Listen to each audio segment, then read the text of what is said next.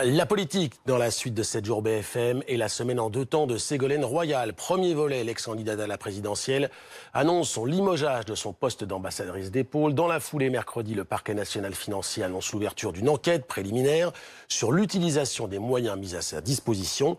Et le lendemain, sur BFM TV, la même Ségolène Royal fait un pas pour la présidentielle de 2022. Explication, Caroline Mière, Sophie Herbet.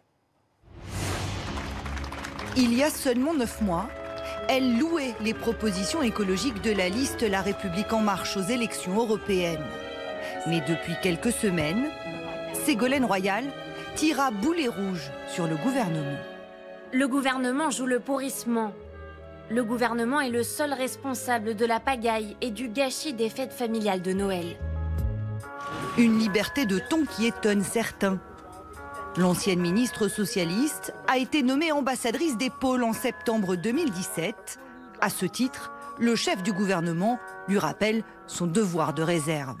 Ces ambassadeurs sont nommés pour accomplir une mission, qui est une mission diplomatique, qu'ils sont tous astreints à une obligation et à un devoir de réserve, ce qui se comprend parfaitement.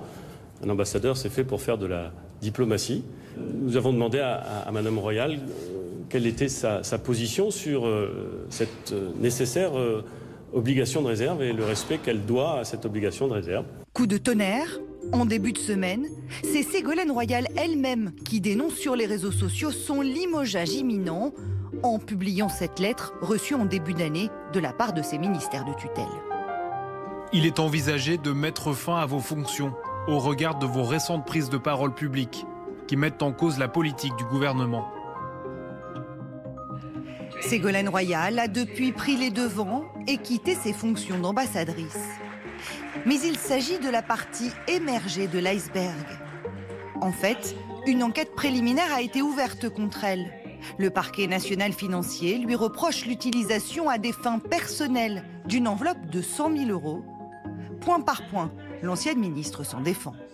Aucune dépense ne dépend de moi. Toutes les dépenses sont engagées en direct et ce sont des dépenses liées absolument au fonctionnement, c'est-à-dire les réunions d'experts, la semaine de l'Arctic Week que j'ai organisée, les déplacements des scientifiques. Concrètement, ses détracteurs la soupçonnent d'avoir utilisé ses fonds publics à des fins personnelles pour promouvoir son livre notamment, comme ici à Montpellier, en pleine séance de dédicace. À ses côtés, l'une de ses collaboratrices de la mission Pôle. Mais là encore, Ségolène Royal s'explique.